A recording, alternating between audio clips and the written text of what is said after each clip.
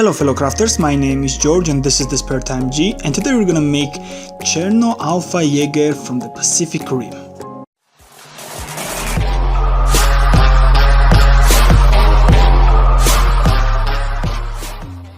If you enjoy my projects, consider subscribing and turning the notification bell to get notified once I upload a new video. So we start our building process by making this simple steel frame coated with duct tape, sticked together with duct tape. It is made with several pieces. Torso part is separate, also the legs and the hands, and as you can see I have also bent it so that the mech will be able to stand once it's finished, at least. And now we need to cover the main torso up with paper.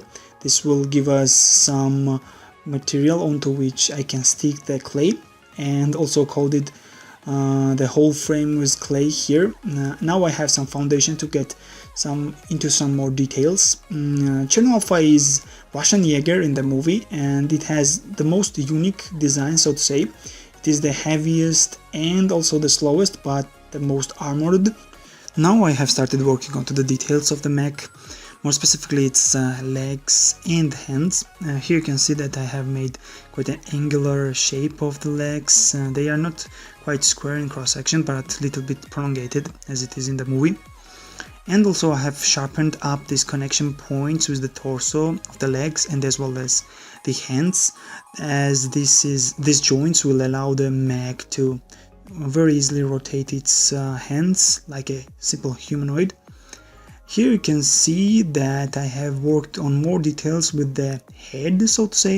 In the beginning I was thinking that it was a real head of the mech, but actually it is a nuclear reactor which powers up the whole machine. Actually the head is located in the stomach or torso, so to say, near the chest. And here you can see that the top part of this reactor is not quite square, but it is also a little bit prolongated. I have also worked onto the angular shape of the bottom side of the reactor, and also have cut out some chunks of the clay from the legs, as I need those places to be empty. And now we will have to add a real chunk of details onto the sculpture, corners, bolts and some mechanisms to the mech, and that's gonna be a hell of a job. And here you can see I have started this process. It looks really complicated, but it is not as difficult as it seems like. Also, I wanted to mention that a lot of my subscribers have asked me if I sell those things. Unfortunately, it is quite tough to transport and they are quite big as well. The material do not harden. So I have tried my best to get you some link. Down to the description you can see the Amazon links of Cherno Alpha and other of the Jaegers. Let's get back to sculpting. Here you can see I am showing you some details which are going to be onto the back side of this mech. They are not quite difficult to make. I use some Google references for actuality of those details. For example, these two are like exactly how I'm going to add the details to the back of the sculpture, but you will have some slack amount, like empty pieces onto it, and then you can just use your imagination and stick any other fancy shapes to it, and it will simply accepts it quite well, as it's not necessary to be 100% accurate. You just have to make this mechanism look. As you can see, the back side of the leg is quite complicated, at least on the feet. The back side of the actual leg is not finished, as I don't want to damage it while I'm holding this sculpture on the back onto the table. And here's the joint where the mech is able to bend its leg. It is quite easy to make as well. You can see on the front there was narrow stripes of the clay surrounded by a little thicker stripe and then blended together with the main body of the leg. Also, I have added a lot of details onto the front side. This is also easy to make. This whole thing is one big chunk of it. As well, there are some more joints where it can bend the torso. And on top, as you can see, those two things, the top part is going to be actual head of the sculpture, I mean of the mech, and those 4 pieces are opening up in the movie, but unfortunately it's not opening up with my sculpture. They were quite easy to make as well. It's not a complicated thing, you just need to work on small details that really takes a lot of time. Also, I have cut out some chunks from the nuclear station, so to say, so it looks more metallic instead of clay or something. As well, I have worked onto the hands. As you can see, there is some crack onto the forearm, which actually allows the mech to extend its fist and hit its opponent much harder. And yeah, I will have to make all these things onto the left side of the mech as well, and also work onto the back portion of it.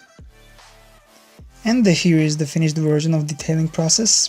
I'm really happy with this result. As you can see, I have cut out some road, so to say, onto the nuclear reactor as it is in the movie, and added some flashlights there as well. Also, I have worked onto the head and also the left hand and the left legs. They are symmetrically to the right side, of course, and also you can see here, but I have worked on the back side of it as well. And here's the back side. I have finished making some more details onto it as well. It is really complicated, as you can see here, but some of those details are my artistic liberty, so to say. I had some open spaces, so I was forced to use just simple shapes to add to it. As well as you can see, I have worked on the legs as well, and also the back side of the hands. And introducing to you the windshield of the head of the statue. I was planning to paint it simply with the yellow and goldish color, but then when I was opening my new pack of the coffee, I saw this foil onto the top part of it and just thought it would be a wonderful addition to the sculpture. And here is how it turns out. I'm really happy with this result, really happy with the coloring as well.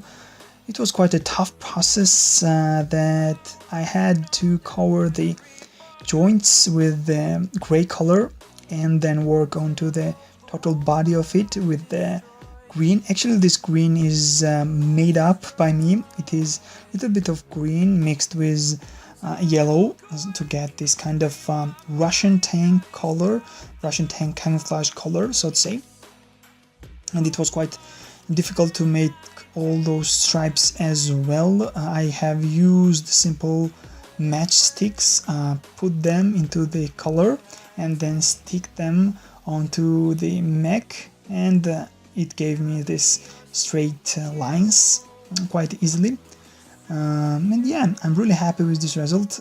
All those details and curves and corners really looks quite well, and to be honest, the Cherno Alpha is one of my favorite designs in the movie.